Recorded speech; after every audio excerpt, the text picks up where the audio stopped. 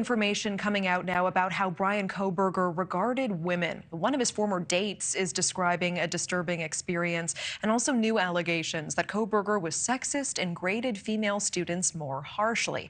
Sources are saying that Kohberger talked down to female students when he was a TA at Washington State University. All right, so are we really trying to pass this off as new information? I mean, I've got videos out about this, about how he treated the female students differently, how he graded them more harshly. I mean, really? This is new information, News Nation? I mean, are we just looking for anything at this point? Y'all remember the little redheaded guy who was like, oh God, that's my TA, and he was on live for a few days talking about it? He said all this.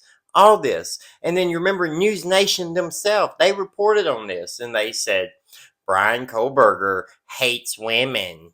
That's what they said. You remember this, right? The incel narrative. That's where that all developed from. Maybe it's true, maybe it's not, but they know this information. They had this information. The whole he was harsh to the bartenders thing. He was different after these murders took place. That when he came to class, that he was a lot easier going. That he graded a lot less harshly. That seemed like a weight had been lifted off of him, right? All that stuff went around when this information was broke like 4 months ago. But now, News Nation, we're remembering, I guess. That's what we're doing. We're remembering that this happened. The complaints about Kohberger apparently prompting the university to hold a harassment training seminar. Kohberger is accused of killing 4 University of Idaho students in November. And former CIA officer and FBI Special Agent Tracy Walder. Tracy, thank you for being here. Thank you for having me, Natasha. So sources saying that Kohberger made chauvinistic and condescending remarks towards women at Washington State. Apparently, Kohberger said that men would take women's jobs because they weren't as smart at one point. As an investigator. Okay, so I never heard that one little last sentence. That's the only thing that she has said, which, I mean, who knows if that even is real or not, right? We have heard everything but that. And is that really chauvinistic to say, men can do jobs better than women? Yeah, of course. But is that rare? Do people think that men can't do a lot of jobs better than women? Because they can. And women can do a lot of jobs better than men. Because just is what it is, right? And we don't have context around that statement. We don't know if he was saying that or if he was just being hateful, or if he was being funny, or if he was telling a joke. We don't know. And it's not even like we can get that context from the people around it, because, I mean, woke society nowadays, they don't care about the context. Context doesn't matter. These words came out of your mouth. Doesn't even matter what order half the time. If we can string it together in a way that makes it seem like it was going to be bad, we're going to attack it. That's News Nation. As an investigator, how does his regard for women play into piecing together a profile of this suspect? Well, highly, of course, right? I mean, wouldn't you really care how he viewed women if you're accusing him of going into a house and murdering 3 women and a male who shouldn't have been there, wasn't supposed to be there, that Kohberger probably had no idea was there? He thought it was a house with 5 women. And instead, he met 3 women and 1 male. And then he passed a woman while on his way out. Do you think that that would matter? Because I think that would matter. I really do. I can't even see the reason you would ask an FBI agent if it would matter. Well, that's an excellent question. And I think really what that points to, really is motive. There's a gag order surrounding this case. And so we don't have a lot of information. But I think, the public's interested and the public wants to understand how something like this happened. And I think something like that, and it's really been consistent across the board, going all the way back. I feel like the gag order has really caused a big problem in this case. And the reason for that is there is a lot of information that we probably don't know about that may shape our mind to go one way or the other on this case, right? And we do know that the information that gets let out is only let out by the prosecuting side, right? Because the government decides what's okay to release and not to release, and the defense, They have to follow those rules. So if the government says it's okay to release this information that paints him as the killer, but then this information that exonerates him is gagged, well, that's a problem for us, right? Because we don't know. And then you're left assuming that there must be more evidence convicting Bryan of this case than what they've told us so far. I mean, there is a gag, so surely there's more. Or you're left speculating they don't have anything. They have a gag order, so they don't have to expose their hand that they don't have anything, right? They want to play up the little pieces that they do have, but they really have nothing. And they want to stop the defense from talking about that. And they want to stop anybody from hearing that before the case goes to trial to give them more time to find more evidence against him, right? All the way back into high school, his sort of subpar harassment and treatment of women really kind of points to his motive. Really, a very common motive in this type of multiple victim homicide is sex. And so it's not necessarily that he may have wanted sex, but something that he really was looking for was male supremacy. And so that gets I really just don't understand the mindset, though. Male supremacy? Was he trying to prove to himself that he was stronger than 3 sorority girls? Is that his version of male supremacy? I mean, is that what he's being accused of, at least? Like, what was the point? The point doesn't seem like it would be superiority. It seems like it would be more unobtainability, right? This is what I want, but they don't want me. That type of mindset might send you in to do something like that. But just to, oh, I'm going to prove I'm better. Going to prove you're stronger. So you're going to go in and attack women while they lay in their beds asleep, drunk. That's your proof that you're better? Really? Think about it. And you needed a weapon. And you needed a weapon.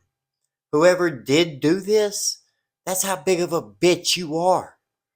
You had to attack women while they were drunk, in their bed asleep, and you still had to use a weapon because you're so pathetic.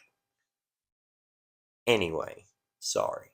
of an incel, and that could be something that we're looking at here, but I'm not 100% certain. I appreciate that. And I mean, we're sort of piecing together multiple details here. We have the brewery in Kohberger's home state of Pennsylvania that made the staff add notes to their system about his reputation of allegedly making creepy comments towards staff and customers. There's a woman who went on a Tinder date with Kohberger years prior to the murders, claiming that he was pushy, that he kept touching her even when she didn't want to be touched. This is a news episode where they're just reminding us of all the stuff that we already know. Because, I mean, this is a 3-minute video on News Nation posted 45 minutes ago. 45 minutes ago. But they're telling us stuff from 4 months ago. Why? Just so they can talk about the case, I guess. Can any of these people be called as character witnesses in this trial? They could be, and I think exactly to your point, this is something that, in terms of Kohberger's behavior, has been really consistent. Really throughout the past decade and a half of his life, this has been reported that this is how he has made women feel and treated them. And depending on the direction that the prosecution. Now, look, I'm not sitting here telling you that Bryan Kohberger is not a misogynist. I'm not telling you that he doesn't hate women. I'm not going to sit here and tell you that he does hate women. If he's got a record of being hateful toward women and saying things like that toward people, if people that have known him and been around him, if they report that that is who he is, that he does indeed hate women, and it would make sense that he'd be an incel or that he would feel like he needed to prove his superiority, then I could get behind it. I could believe it. If everybody comes out and says it, if you show us evidence that he is this type of person, I can roll with it. But what do you have so far? Is going to go in regards to a motive, they absolutely could be called as witnesses. And Tracy, in just about 20 seconds, I mean, how does this detail about him having a dating history and a dating life play into potentially the idea and speculation that he might be an incel? Now, it does seem like there would be ex girlfriends coming out and speaking about this if he had a lot of ex girlfriends, right? Like, I feel like if I did something, if I made the world news because I had went out and made some achievement, good or bad, whatever, I feel like there would be plenty of people to comment on me, right? I've known plenty of people who would feel like they know me personally, that they would come out and speak about me, defend my name, or if they didn't like me, tear my name down. I feel like I have lived that sort of life. Has he not? How is it that we haven't heard from anybody close to him? How is it that the only people who are saying, that's my friend and I know he didn't do this, are trolls online? Why is that? Are there not any real friends who would have his back? Because I know I have a few people that even if I did do something crazy, they would defend me to the death. So where are they at for Bryan? Those people exist? Does he have any ex-girlfriends who can come out and say, yes, he treated me this way, yes, he hates women, or no, he treated me like a queen, he loved me, he did everything good for me, I was the problem? Do we have any of that? That's what's been hard for me. Typically, incels are unable to get partners. He does have a dating history. He can't keep them, but he does have a dating history, and that's what gives me a little bit of pause. Okay, so an incel doesn't necessarily have to be somebody who can't get any women. An incel is going to end up being the person who can't get the women that they want. The women that they want don't want them. And then they despise them for it. The Elliot Rogers stuff, right? I'm attractive, I'm beautiful, I'm rich. What more could you ask for? I'm a god among men, right? That's Elliot Rogers, by the way. Don't clip me out, making me sound stupid. So, if they feel that way, they feel like they are perfect. They don't feel like they are not good enough for the girl. They think the girl's just too stupid to see how good things could be. And then they warp that in their mind to, well, that girl doesn't deserve to have those good things because she's so stupid she can't see it. And then they harm that person because they build up in their mind that that person deserves that harm. Messed up, huh? That's an incel. Let me know what you guys think about all this down in the comments below. Like the video, subscribe to the channel to see more, hit that notification bell so you'll get notified anytime I post. There's a join button down in the description of this video. Feel free to go check that out, become a member of the channel, help support it financially, or if you'd rather just skip YouTube altogether, there's my cash tag and PayPal down in the description below. See you next time.